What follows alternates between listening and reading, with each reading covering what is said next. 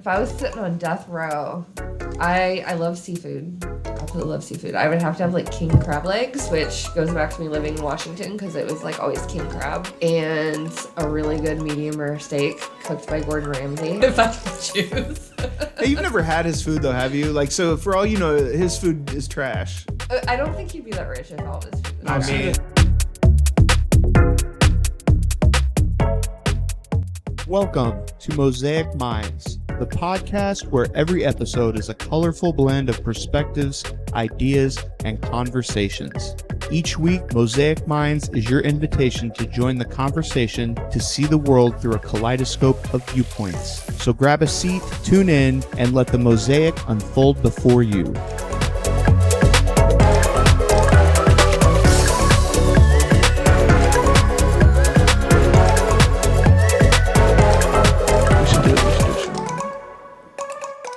Welcome to Mosaic Minds. To my right is Crystal, and she is actually going to be our guest today.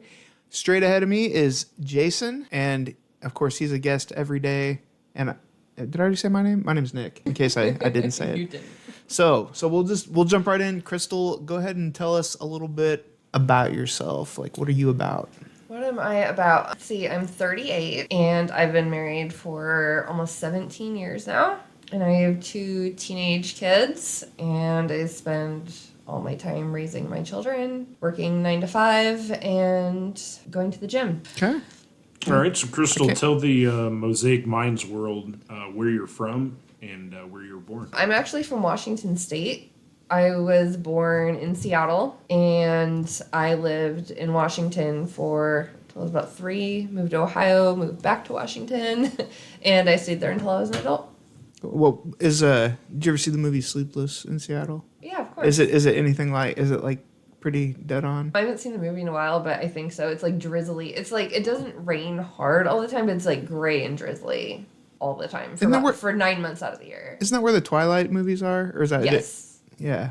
I didn't see them, but yeah, they were filmed out there. I hear they have like one of the highest suicide rates and because of the lack of vitamin D, I guess. Yeah, so if you're not from there, it's really hard. Like, you'll get really, really depressed just from the weather and stuff. Like, but anyone who's from there, you're used to Just it. get used to it. Yeah. You're just all emo. You're Yeah. like used to being depressed. That's why I'm emo. It's in my blood. Well, so out of all the states you've lived in, what would you say is your favorite state and why? Well, I've lived in Washington, Ohio, California, Maryland, and in Indiana. And I would definitely have to say Washington was my favorite. Really? Yeah, it's beautiful. It is so beautiful. Like, California was fun, but I think it's more of like a fun to visit type place than like somewhere I'd want to live again. Gotcha. I've never been to Washington. You need to go. I've been to California once, and I just liked it because of the weather. I don't know if I'd like Were you in Northern or Southern California? Huntington Beach, so like near San Diego, I Okay, guess. Southern. Right? Isn't Yeah. that near San Diego? Yeah. It is. What state's most like Washington? Maybe a state in another state you've lived in or another state you've traveled through? Most like Washington. Like, I'd say like Oregon. That's the what I was Pacific gonna- that's Northwest. what I was gonna say, But like Oregon. over here, like I have property in West Virginia, and West Virginia is very similar, just Okay. because like the mountains. I've been there. Yeah. Wonder just- what the correlation was. Yeah, you have water and mountains, and it's beautiful. I'm going to load you up with a big question here. So who's made the biggest impact on your life and why? That's a good question. I would have to say my dad, but not because he like taught me anything great or like did anything great for me. I guess more like because he taught me like what kind of human not to be. To be perfectly honest. That's a great silver lining, though. You know what I Right. mean? Like, way to turn the negative into a positive. Exactly. For those that are listening and can't see you, you have a hoodie on too, but you have quite a few tattoos and some piercings. I do. When did you get your first tattoo or piercing, and what caused you to get bit by the bug? So I was like 15 and I got my belly button pierced, and that's when I became obsessed with piercings. And I had I think I had 11 when I was a teenager, 11 or 12 piercings. And then I got my first tattoo right when I turned 18. I got a little Tinkerbell right on my hip, which has since been covered up. But I got like 5 within a couple years, and then I didn't get one up until last year. I had 5 up until last year. And then that's when you just cut loose? Mm-hmm. How many tattoos do you have now, approximately? So I actually tried to count the other day, and it's kind of hard, like with my leg, because they're everywhere. But Hey, you're the gymnast. right. But I think about 76. Wow. Yeah. 76. Yes. Wow. Yeah. So you also give tattoos, right? Well, Yeah. I'm saying that like I don't know because you gave me my tattoo. And we have to finish it. Yes, so I started learning how to give tattoos like, I want to say 7-8 months ago. And so that's something that I do like after work and just kind of teach myself. When did you get your own tattoo gun? Like when was it official? Well, at first it's a machine. Oh, my bad. Okay. So they call it a tattoo machine. Yes. Yeah, I don't call Okay. it a tattoo gun. Tattoo artists get really, really crabby about that. Really? Yeah. Okay. Yeah, they're like, you can't tattoo with a gun. Stop it. Okay. I'm is not. it a 2A thing? What? Like a Second Amendment thing? Is it like I don't know. But I got my first one in August, and I got like some cheap one off Amazon just to see if like it's something I'd be interested in. And I practiced on fake skin, and then I bought a nicer one, and now I mostly practice on my husband. There you go. And I've given him probably about 50. You know what's awesome is you could like literally put whatever you want on his back because he'd never know. Like, you know, if he was like, hey, I want you to put a lion on my shoulder, you could, really put like Hello Kitty or something. Oh my gosh. I could, but I take tattooing very seriously, and I would never. Okay, do well, that's that. good. You have tattoo ethics. Yes, Right? I mean this is permanent things going on people's body, and it's bad enough when you like mess up on one because you're like, oh my gosh, that's permanent. I mean, some can be fixed, but it's just not something I joke around about or. Oh, we can't joke about it? Oh, I mean, you can. I know, because I'm the one putting them on people's body. So give us a little perspective on your slice of the Mosaic Minds podcast here. What is something important that you've learned about yourself recently? Oh gosh, something I have learned about myself. I guess I just didn't realize how strong of a person I was. Most people don't know I have a fentanyl pump in my back. I'm missing the bottom 5 discs of my spine, and so I can't walk without it. And so I just kind of learned when life gets you down, you just gotta fight for yourself. You have to advocate for yourself, and that's what I did. And you learn you're a lot stronger than you really think you are. That's a powerful answer. Like Definitely. What accomplishment would you say? I'm sure you have many, but like, what accomplishment would you say that you're most proud of? Oh, that's easy. My kids, they are something special. My daughter got into like a World Strides thing where a teacher nominated her for like a special honors, and she got to work at the Houston Zoo for a week. And my son actually just got a letter saying he's going to be in high ability classes next year, and he was nominated for the Junior Honor Society. So I have some great kids. So their accomplishments are your accomplishments. Exactly. Awesome. what do you think's the Fuck. biggest personality changes as an Hey, adult? start that over because I just said fuck. I thought you said friends. So what's been your biggest personality change as an adult? So I think in my 20s I was pretty judgmental. I like went through this phase where I just kind of like, I don't know, I just like, I had my kids and I would like judge how other people would parent, and just judge people for really stupid things. And I've just learned that they're just all human trying to get through life, and it's really hard for everybody. And I don't judge anybody for anything anymore. I think that's an age thing because I did that same thing. Do you remember? Right. You probably did that too, where you like go out to a restaurant when you're like in your 20s. You're like, man, if my kid ever acts like that, I will snatch him up, like flip him over, and then or I can't believe that parent lets them just sit in front of a TV and lets the TV babysit them or their tablet and all. And then you have a kid and you're like, here's your iPad, leave You're me like, alone. I'm sorry, but as much as I love my kids, I also need my sanity in order to be able to raise these children properly, so in comes the tablet. I love the food example. You drop a hamburger on the ground for your first kid and you automatically throw it in the trash. Then your second kid, they say you leave it for about a minute. That's so Then true. the third one's like, yeah, I stepped on it with my shoes that were outside walking You all just over make the them park. eat Like, it off the go ahead, floor go by ahead then. and throw it down. Yes. I'm not wasting food. That is so true. Like I remember, when we had our first child, I remember everybody had to do we thought we knew everything. We didn't know shit, but we thought we knew everything. So we're like, hand sanitizer, hand sanitizer before you hold the baby. You know what I mean? All this stuff. Evan comes along, his pacifier falls on the ground. I pick it up, You know, like Mike did the same thing with our kids. He'd do it at like Walmart, and I'm like, ew, it's so gross. Just so different. That's funny though. I don't know why it's like that. What would you say is something that you wish more people knew about you? Oh, I am loyal to a fault with my friends. Like, I don't have a lot of friends, but when I make friends, like I'll do anything for them, anything. Small circles, or they would say those are the best friends. Oh yeah. Instead of having like all these, you know, the big group that no one's actually your friend. Right. Just, I'd rather have a couple really good friends than a whole bunch of acquaintances. Mm-hmm. Pretty sure that's a meme. Is it? Should Gotta we be make one it out and there. put it on our website? So I got a random question for you here, Crystal. What would you choose as your last meal? Oh, my last meal. So Like if you're on death row. Or something. yeah, if I was sitting on death row, I love seafood. Absolutely love seafood. I would have to have like king crab legs, which goes back to me living in Washington because it was like always king crab, and a really good medium rare steak cooked by Gordon Ramsay. If I can choose. Hey, you've never had his food though, have you? Like, so for all you know, his food is trash. I don't think he'd be that rich if all of his food was Now, trash. is he the Hell's Kitchen dude? Yeah. I've actually eaten in his restaurant, believe it or not. The Hell's Kitchen one? Yeah, it's out by our home office. Yeah, but he didn't cook that food. Yeah, true.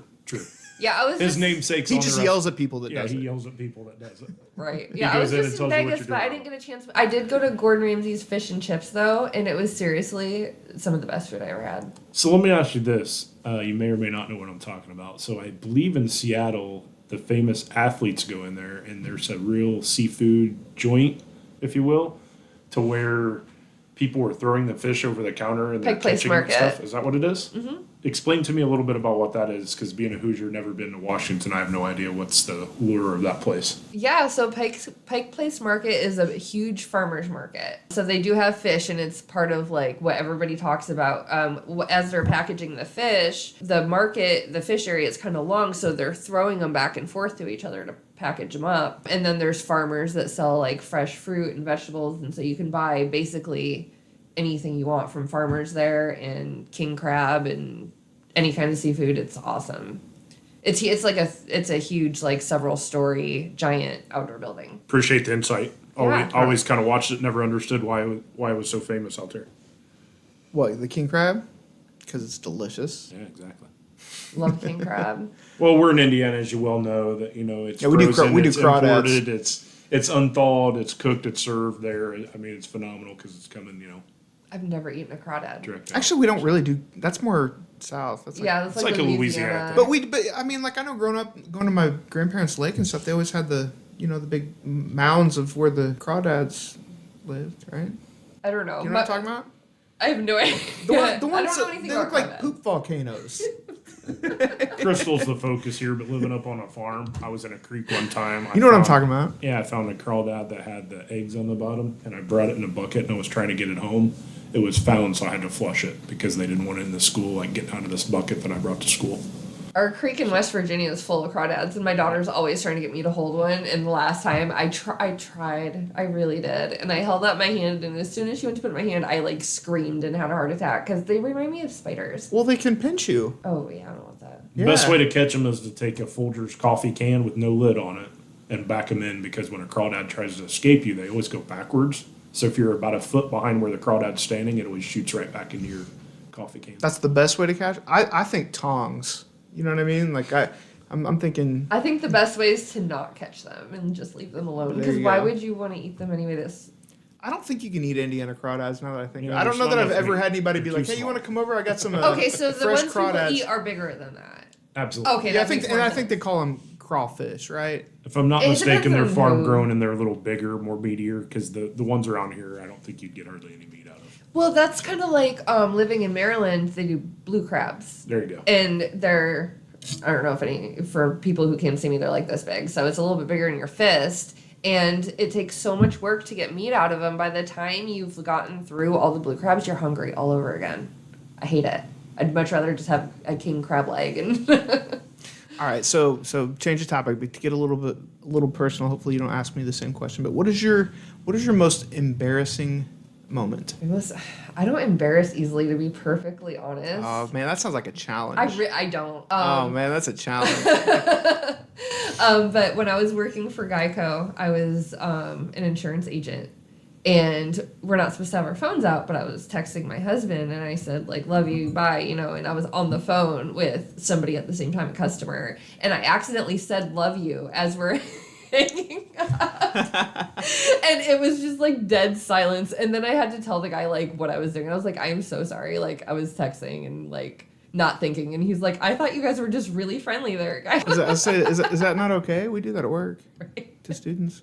All right, I love you too. No, we don't. We don't do that. So, you told me that because I'm Baptist. My dad is a pastor. Mm-hmm. I faithfully attend church every Sunday. You told me that you grew up Pentecostal. Yes. So, which is kind of like you're kind of an oxymoron, right? Because like you don't think of a Pentecostal having like all the tattoos and the piercings and stuff like that. So because your body is a temple. That's how you're raised. Right. What was it like growing up Pentecostal? It was definitely weird. Like I wasn't allowed to listen to any music that wasn't Christian. I never watched MTV as a kid. I was the only person who never watched MTV. I never like knew what it was. And it was just very, very, very strict. We went to church 3 days a week. We spent most of our time there. I had to go Wednesday night, Sunday morning, and Sunday night. And then sometimes we were there during the week just for other stuff. We had to go to camps. So it was just very involved. And I remember, like, they would specifically talk about tattoos, and they were always like, your body's a temple. I always liked them as a kid, and I'd be like, well, I'm going to decorate my temple. Yeah. What if you get a tattoo of, like, you know, Paul or something, you know, or the book of Acts or something like that, gosh. You know? So, you know, like doing, I don't know, speaking in tongues. That would be a weird tattoo. How would you do that anyway? I don't know. I want to see that. I kind of want to... My mind's starting to turn now.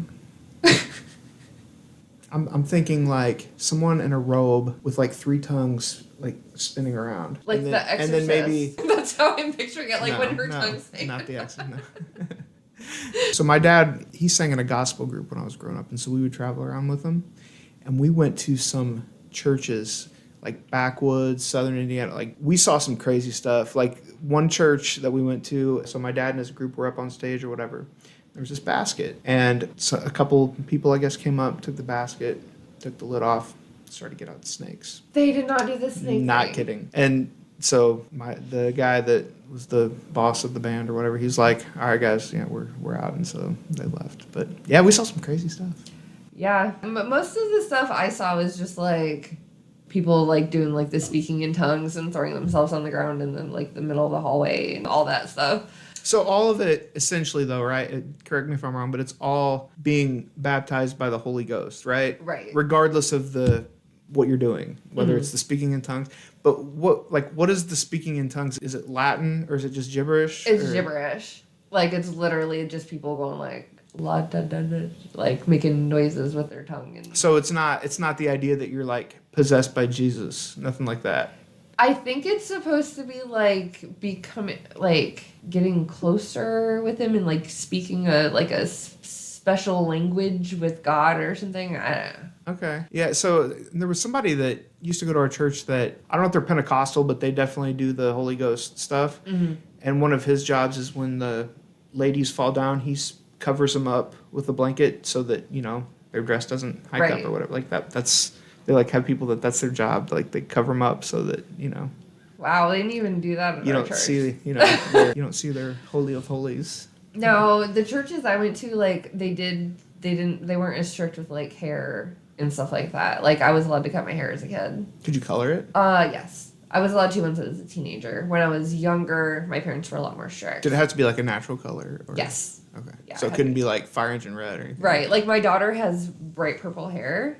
And I kind of like live vicariously through her because I was never able to do that. What do your parents think of that, of your daughter or your mom? Like, what does she think of you? Yeah, my mom's chilled out a lot over the years. Like she's not into like the tattoos or piercings, but like shows interest in mine, and she likes my daughter's hair. Cool. Yeah. Right on. Okay.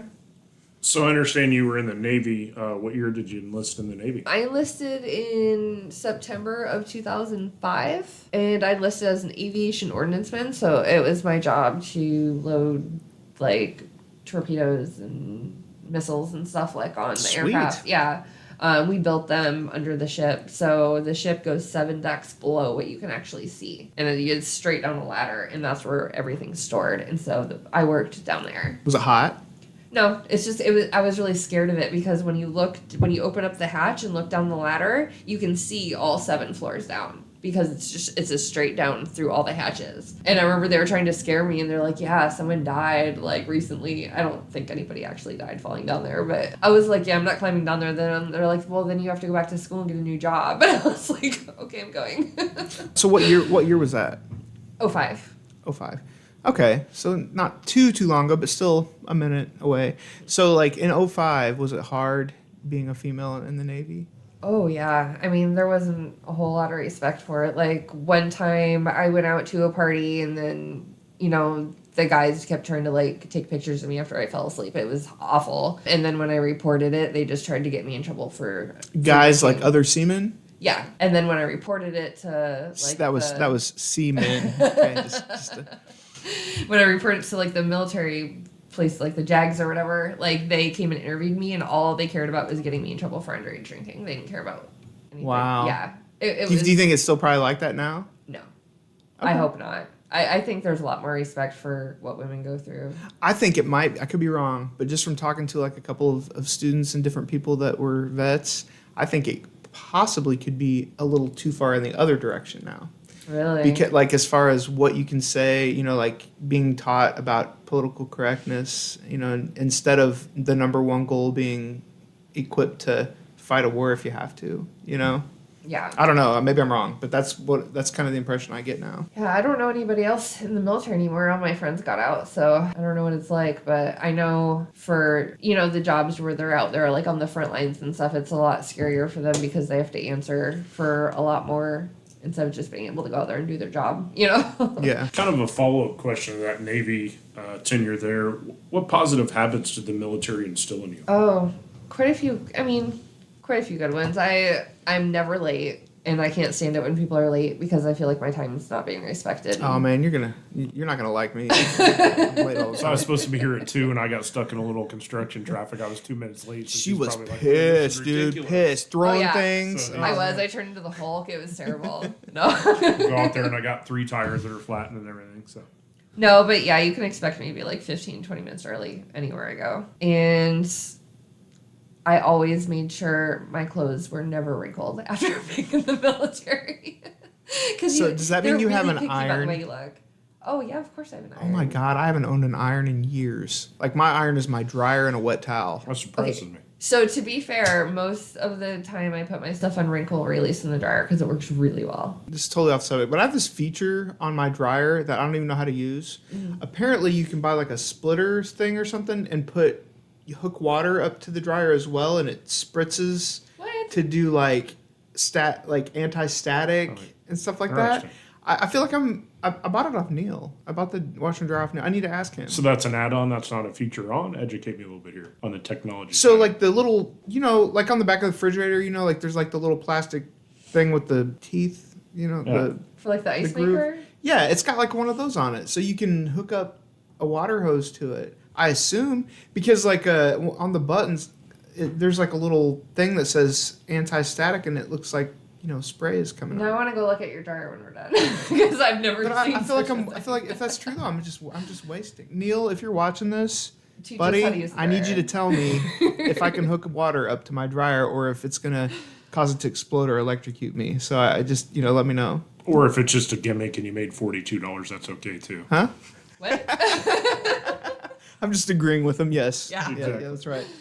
What are some common misconceptions about the body art, like tattoo piercing industry, and how do you address them? This kind of goes into the whole like people thinking that tattoos are evil, I guess, or whatever. But yeah, Yeah. like how would you? What are some of the big common misconceptions, and how do you address those? I know people think that like tattooed and like pierced up people are like uneducated or poor or dirty or like there's all kinds of like weird misconceptions about them and that we're criminals. Like I know a lot of it's like, oh, if you have like a spider tattoo on your elbow, it's gang related, or if you have a hand tattoo, it's you've been to prison. But or neck tattoos, but like that stuff, just people get them all the time now, and it just doesn't correlate anymore. So that reminds me of a question I've always wondered.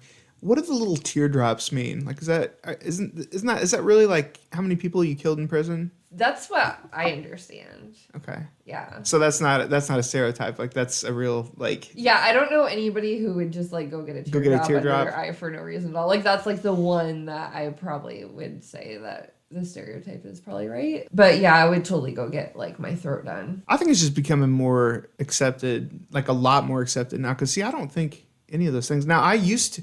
I'll be perfectly honest, probably not even a decade ago. Like, I did not think it was attractive when girls had tattoos. Really? But now my opinion has completely changed. Like, now I think it's super hot. Yeah. Yeah.